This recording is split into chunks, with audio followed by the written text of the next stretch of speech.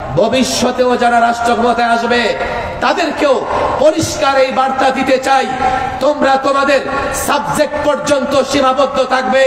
যে সাবজেক্ট আলেমদের, যে সাবজেক্টের সম্পর্ক কোরআন সুন্নাহর সঙ্গে, এমন সাবজেক্ট দিয়ে কথা বলবার চেষ্টা করলে, এমন সাবজেক্ট দিয়ে আইন প্রণয়ন করবার চেষ্টা করলে পরিষ্কার বলে দেই, অতীতে 54 বছরের বাংলাদেশে প্রত্যেক তাগুতি শক্তির মোকাবেলায় যেভাবে ময়দানে চাপিয়ে পড়েছে, আগামীতেও যদি কোনো তাগুতি শক্তি এই ভূখণ্ডে জন্ম নেয়, লড়াই তাদের বিরুদ্ধে হবে।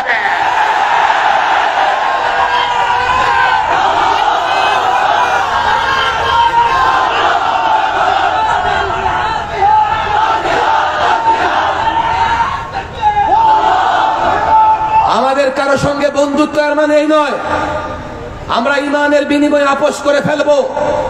আমাদের কারো প্রতি সহনশীলতা এর মানে এই নয় ইসলামের সীমারেখায় তাকে আঘাত করতে দেব।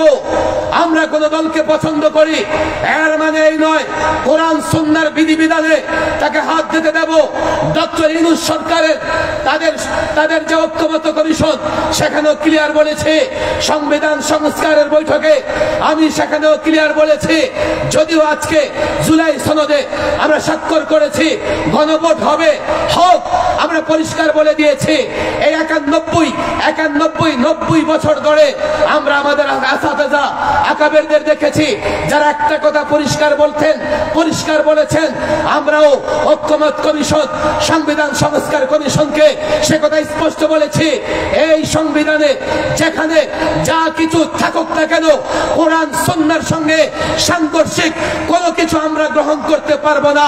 ইউনূস সরকারকে বলেছি, ভবিষ্যতে যারা আসবে তাদেরও বলে দিচ্ছি, সংবিধান বানাও, সংস্কার করো, ঐক্যমত হও, কোথায় কি আছে 9, 6, 19, 20 করো, তবে আল্লাহর কসম এই সংবিধান, এই ঐক্যমত কমিশন, এই সনদে কোথাও যদি কোরআন সুন্নাহ বিরোধী কিছু থাকে মানব না, মেনে নেওয়া হবে না। পরিষ্কার কথা আমাদের। আমি আমার সংগঠনের প্রস্তাবনায় স্পষ্ট জানিয়ে দিয়েছি, আগে কথা লিখেছি, আগে কথা বলে দিয়েছি, তোমরা এত লম্বা চড়া সংস্কার করবা, শব্দের মার পেছে এটা সেটা ঢুকানোর চেষ্টা করবা। আমাদের বক্তৃতা স্পষ্ট, আজ হোক কাল হোক, যখনই ধরা পড়বে যে সংস্কার কার্যক্রম, এই সংবিধানের কোথাও কোন ধারা, কোন উপধারা এমন আছে যা কোরআন সুন্নাহর সঙ্গে সাংঘর্ষিক, তাৎক্ষণিক প্রতিবাদ করব, এক মুহূর্ত বরদাস্ত করব না। লড়াইটা চলছে।